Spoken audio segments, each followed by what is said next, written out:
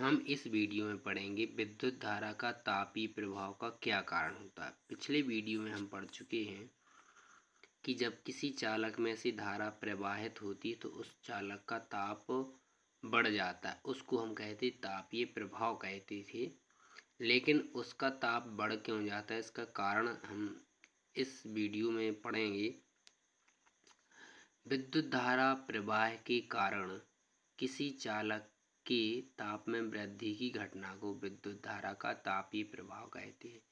कहने का मतलब है कि जब हम किसी चालक में से धारा प्रवाहित करते हैं तो उस चालक की क्या होता है, ताप बढ़ जाता है, और ताप वृद्धि की घटना को ही हम क्या कहते हैं, विद्युत धारा का तापीय प्रभाव कहते हैं।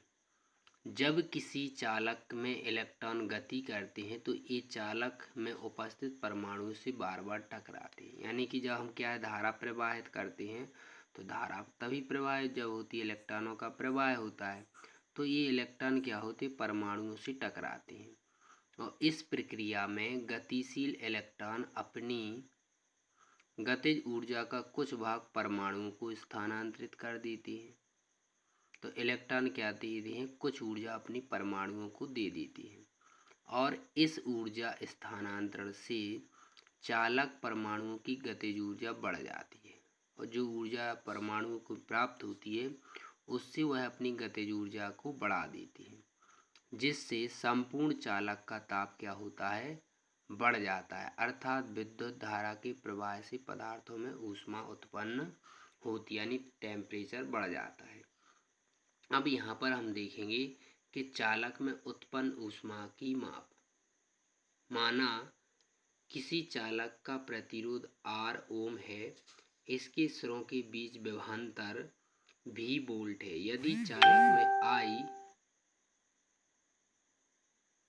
एम्पियर की धारा T सेकंड के लिए प्रवाहित की जाए तो चालक में व्यय विद्युत ऊर्जा, तो W बराबर क्या होता है, V into I into T, और जी हमारा किस में होता है, जूल में होता है। देखिए चालक में उत्पन्न ऊष्मा की माप, तो W बराबर क्या होता है, V इंटू आई इंटू टी, जो जूल में होता है।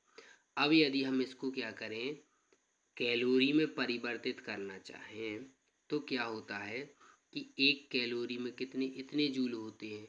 तो यदि हम जूल को कैलोरी में बदलेंगे तो हम इसमें क्या देंगे, 4.2 का भाग दे देंगे, तो ये जूल हमारा काय में बदल जाएगा, कैलोरी में बदल जाएगा। तो यहाँ पे जो कैलोरी आएगा वो उत्पन्न ऊष्मा होगी। तो उत्पन्न ऊष्मा को हम हीट यानी ऊष्मा, तो यहाँ पर हम क्या करेंगे, फिर जैसे ही यहाँ कैलोरी लिखेंगे तो यहाँ पर H लिखेंगे, क्योंकि यहाँ पर उत्पन्न ऊष्मा का मात्रक हम कैलोरी लिख रहे हैं। तो यदि हम क्या करेंगे, फिर उत्पन्न ऊष्मा के मान को हम V इंटू आई के पदों में प्राप्त करेंगे। तो H बराबर हो गया V इंटू आई इंटू टी अपॉन 4.2 कैलोरी होगा, चूँकि एक कैलोरी बराबर होता है 4.2 जूल होता है। इसके बाद हम उत्पन्न ऊष्मा के मान को V व R के पदों में ज्ञात करेंगे। तो जी क्या निकलेगा, H बराबर होगा V square T upon 4.2 R calorie निकलेगा। इसके बाद हम उत्पन्न ऊष्मा का मान I व R के पदों में ज्ञात करेंगे। तो H बराबर हमारा क्या निकलेगा, I square R T upon 4.2 calorie होता है। तो यहाँ पे हम क्या करते हैं, जो हमारा उत्पन्न ऊष्मा है उसको हम 3 सूत्रों में प्राप्त कर सकते हैं। एक ये हो जाएगा, 1, 2 और ये 3। तो ये 3 सूत्र हमारे क्या दर्शाएंगे, उत्पन्न ऊष्मा को दर्शाएंगे विभिन्न पदों में। पहले पद में हमें क्या है, V और I यानी विभवांतर और धारा के पदों में दर्शा गए हैं। यदि V और I दी हुई है तो हम उत्पन्न ऊष्मा निकालने के लिए इस सूत्र का उपयोग करेंगे। यदि हमें V और R दिया हुआ है तो हम उत्पन्न ऊष्मा निकालने के लिए इस सूत्र का उपयोग करेंगे। यदि I और R दिया हुआ है तो उत्पन्न ऊष्मा निकालने के लिए हम इस सूत्र का उपयोग करेंगे। इन सब की माप हम किस में लिखेंगे, कैलोरी में लिखेंगे। तो जी हमारी थी क्या, चालक में उत्पन्न ऊष्मा की माप ज्ञात करने के लिए। ये जो हमारा निकला हुआ है, जी हम क्या निकला हुआ है, इससे पिछली वीडियो में जो हम पढ़ चुके हैं व्यय विद्युत ऊर्जा निकालने के लिए, तो वही है, बिल्कुल वही सूत्र इसमें दिए हुए हैं। सिर्फ हमने इसमें क्या किया हुआ है, जूल को कैलोरी में बदलने के लिए हमने इसमें 4.2 का भाग दिया हुआ है। उसमें हमने इन सूत्रों को निकालना भी सीखा था। यहाँ पे सिर्फ हमें 4.2 का से डिवाइड करना है इसको, तो वो हमारी कैलोरी में परिवर्तित हो जाएगी और वहाँ से हमें ज्यों की त्यों सूत्र लिखना है। इसके बाद हम उपर्युक्त सूत्र को यहाँ पे देख रहे हैं कि H बराबर यानी उत्पन्न ऊष्मा equal to I² RT upon 4.2 calorie. तो उपर्युक्त सूत्र से हम कुछ नियम यहाँ पर ज्ञात करेंगे या नियम पढ़ेंगे उन नियमों को। तो यहाँ पे हमने सांकेतिक रूप में लिखे हुए, इनको हम शब्दों में व्यक्त करेंगे।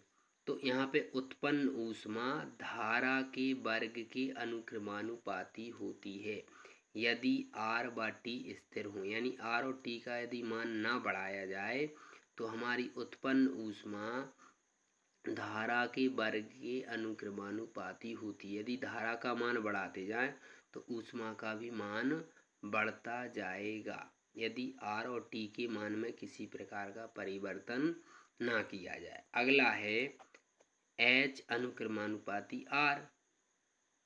तो यदि प्रतिरोध अधिक है तो हमारे उस चालक की में उत्पन्न ऊष्मा भी क्या होगी, अधिक होगी। यदि हम I व T के मान को स्थिर रखें, इनके मान में किसी प्रकार का परिवर्तन ना करें, तो हमारी उत्पन्न ऊष्मा प्रतिरोध की कैसी होगी, अनुक्रमानुपाती। इसका मतलब है कि जितना अधिक प्रतिरोध होगा उतनी ही अधिक ऊष्मा उत्पन्न होती है। फिर इसके बाद क्या आता है, अगला तीसरा नियम होता है H अनुक्रमानुपाती T, यानी उत्पन्न ऊष्मा समय की कैसी होती है, अनुक्रमानुपाती, यानी कि जितना अधिक समय होगा उतनी ही अधिक ऊष्मा उत्पन्न होगी। और जी क्या होगी, यदि इसमें I व R क्या हो, स्थिर हो। तो जी हमारे 3 नियम इस उपर्युक्त सूत्र से निकले हुए हैं। इन तीनों नियमों को हम बोलते हैं, तीनों नियमों को जूल तापन नियम कहते हैं। क्या कहते हैं इनको, जूल तापन नियम। तो एक बार आप पुनः पढ़ लीजिए। इस सूत्र को हमें याद रखना है, जरूरी है। इस सूत्र से ही हम इन सूत्रों का निर्माण करते हैं। जी हमने सांकेतिक रूप में लिखा हुआ है, जो चिन्ह है जी अनुक्रमानुपाती पढ़ा जाता है। ऐसा आपको व्युत्क्रम में भी लिखा होता है तो वो 1 की बटी में लिखा होता है, 1/r² लिखा होता है तो इसी को हम पढ़ते व्युत्क्रम। यदि सीधा लिखा हुआ R² तो इसको हम पढ़ रहे हैं अनुक्रमानुपाती। तो जूल तापन के नियम को हम पुनः देख लेते हैं। तो उपर्युक्त सूत्र को याद रखना है, इससे हम बना सकते हैं। तो जो हमारी उत्पन्न ऊष्मा होती है वो धारा के वर्ग के अनुक्रमानुपाती होती है। यदि हम धारा का मान बढ़ाते हैं तो उत्पन्न ऊष्मा का भी मान बढ़ता है यदि R व T कैसे हों, स्थिर हों। अगला हमने पढ़ा था कि हमारी उत्पन्न ऊष्मा प्रतिरोध के अनुक्रमानुपाती होती है। यदि हम प्रतिरोध का मान अधिक होगा तो धारा का उत्पन्न ऊष्मा का भी मान अधिक होगा। यदि I व T के मान में किसी प्रकार का परिवर्तन ना करे तो इस स्थिति में H अनुक्रमानुपाती R होता है। अब हम अगर नेक्स्ट तीसरा नियम हम देखते हैं कि इसमें लिखा हुआ H अनुक्रमानुपाती T। यदि जितने अधिक समय तक हम धारा प्रवाहित करते रहेंगे, अधिक समय तक यदि धारा प्रवाहित करते रहेंगे तो उत्पन्न ऊष्मा का भी मान क्या होगा, उतना ही अधिक होगा। और इस स्थिति में हमें क्या करना है, I व R के मान में किसी प्रकार का परिवर्तन नहीं करना है। यदि हम क्या करते, इनको स्थिर रखते हैं, प्रत्येक नियम के लिए कुछ मान ऐसे दिए हैं जिनके मान में हमें परिवर्तन नहीं करना है। यदि हम परिवर्तन नहीं करते हैं तो उत्पन्न ऊष्मा का मान क्या होगा, बढ़ेगा ही।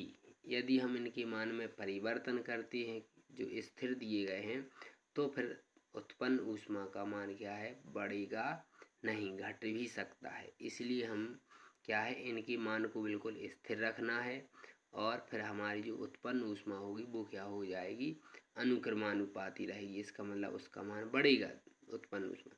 इन तीनों नियमों को मिलाकर के हम कहते हैं जूल तापन के नियम। इसके आगे हम पढ़ेंगे विद्युत धारा के तापीय प्रभाव के व्यवहारिक अनुप्रयोग, वो हम पढ़ेंगे नेक्स्ट वीडियो में।